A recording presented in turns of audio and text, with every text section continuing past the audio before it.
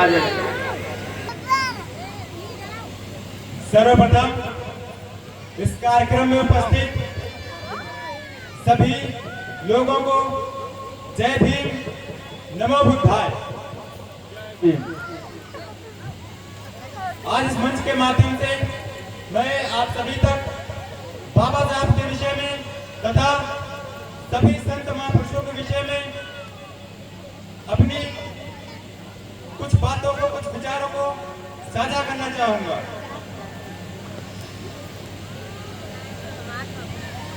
कि रुतबा मेरे सर को तेरे संविधान से मिला, रुतबा मेरे सर को तेरे संविधान से मिला, ये सम्मान भी मुझे तेरे संविधान से मिला। औरों को जो मिला वो मुकद्दर से मिला, हमें तो मुकद्दर भी तेरे संविधान से मिला। बिल्कुल सही बात। भारत में जन्मे महामानव, भारत को दिशा व दशा देने वाले भारत रत्न डॉक्टर बाबा साहब भीमराव अम्बेडकर जी, शिक्षा के महानायक ज्योतिबा फूले जी, मनुवाद की हड्डी को तोड़ने वाले रामास्वामी पेरियार जी, लंदन जाकर टायर के सीने में गोली मारकर अपना नाम शहीदों में शुमार कराने वाले सरदार उधम सिंह जी, भारत के दबे कुचले शोषित वर्ग को जगाने वाले मान्यवर कांशी राम जी तथा समस्त विश्व को शांति का पाठ पढ़ाने वाले तथागत गौतम बुद्ध जी, बहुजन समाज में जन्मे सभी संत महापुरुषों को नमन करते हुए सम्मानित मंच और सभी धर्म श्रोताओं को मेरा क्रांतिकारी जय भीम। जय भीम। जैसा कि अभी मंच के माध्यम से जिक्र हुआ कि वह कौन सी चीज है जिसे हम देख तो सकते हैं किंतु छू नहीं सकते। यही प्रश्न आजादी के पहले एक कक्षा में किया गया था, किंतु तब विद्यार्थियों ने इसके अनेक अनेक उत्तर दिए। किसी ने कहा हम सूरज को देख तो सकते हैं किंतु छू नहीं सकते। किसी ने कहा हम आकाश को देख तो सकते हैं किंतु छू नहीं सकते। किंतु महोदय, उसी कक्षा के बाहर बैठकर पढ़ने वाला एक छात्र अपनी दबदबाई हुई आंखों को लेकर खड़ा हुआ और पानी के घड़े की ओर देखकर बोला कि महोदय, मैं चाहे प्यास से तड़प कर मर क्यों न जाऊं, किंतु मैं पानी के घड़े को देख तो सकता हूं किंतु छू नहीं सकता, क्योंकि मैं एक अछूत जाति का हूं।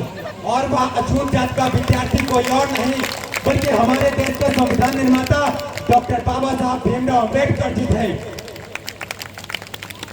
आज 75 वर्षों के बाद कक्षा भी वही है, सवाल भी वही है और पानी का घड़ा भी वही है। किंतु अगर कुछ बदला है तो यह कि किसी भी जाति का छात्र हो वह सबके साथ बैठकर पढ़ सकता है, खेल सकता है और पानी भी पी सकता है। यह ताकत दी है हमको हमारे संविधान ने। महोदय, आज मैं उन लोगों पर भी कटाक्ष करना चाहूंगा जो कहते हैं कि अम्बेडकर ने हमारे लिए किया ही क्या है। तारीख 26 नवंबर 1949 जब बाबा साहब जी ने संसद भवन में संविधान बनाकर पेश किया तो किसी ने पूछा उनसे कि क्या बात है भीमराव, आज बड़े खुश लग रहे हैं। बाबा साहब जी ने जवाब दिया कि आज मैंने कि अभी तक राजा रानी की कोख से पैदा होता था, किंतु आज मैंने इस कोख का ऐसा ऑपरेशन किया है कि अब राजा रानी की कोख से नहीं बल्कि संविधान की बदौलत अपनी योग्यता से पैदा होगा। ये बाबा साहब ने भारत के लोगों के लिए बहुत बड़ा एक वरदान दिया था, बहुत बड़ा काम किया था। अपने परिवार को त्याग करके अपने परिवार को ऐसा समझ लीजिए कि खत्म कर। उन्होंने आपके लिए, हमारे लिए अपने 4 संतानों को कुर्बान कर दिया और आप कहते हैं उन्होंने हमारे लिए किया ही क्या है। अरे आज आप लोग सिर्फ उनकी तस्वीर पर माला चढ़ाकर उनके विचारों पर ताला मत लगाइए, बल्कि उनके इतिहास को पढ़िए, समझिए और उसे बचाने का काम कीजिए। वरना आने वाले समय में हम ही को कातिल कहेगी दुनिया, हमारा ही कत्लेआम होगा और हमें कुआं खोदते फिरेंगे, हमें को पानी हराम होगा। मान्यवर अंग्रेजों ने हमारे ऊपर हमें 200 सालों तक गुलाम बनाया। किंतु हमारे ही देश के कुछ ऊंची जात के लोगों ने हमें 2000 सालों तक गुलाम बनाया। और बाबा साहब के पास संविधान लिखते समय यह मौका था कि वो कह सकते थे कि तुमने हमें 2000 सालों तक गुलाम बनाया है, अब हम भी कम से कम तुम्हें 200 सालों तक गुलाम बनाएंगे। किंतु फर्क देखिए उनमें और हमें। उन्हें जब मौका मिला तो किसी ने गीता लिख दिया, किसी ने कुरान लिख दिया, किसी ने बाइबल लिख दिया, किंतु जब हमें मौका मिला तो हमने भारत का संविधान लिख दिया और उसमें सभी को बराबरी का हक दिया।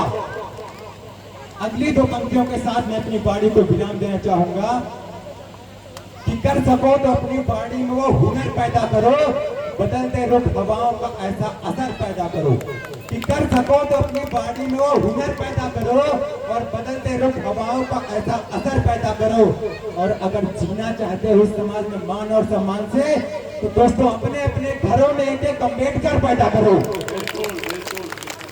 अम्बेडकर कैसे पैदा होगा? शिक्षा से। ये शिक्षा ही बोल रही है।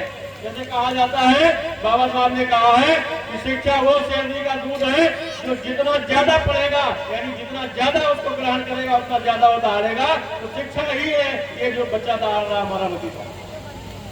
इसी के साथ मंच प्राप्ति के लिए बहुत बहुत धन्यवाद। जय भीम, नमो बुद्धाय। हम चाहेंगे कि हमारे बीच में हमारे छोटे अंगुली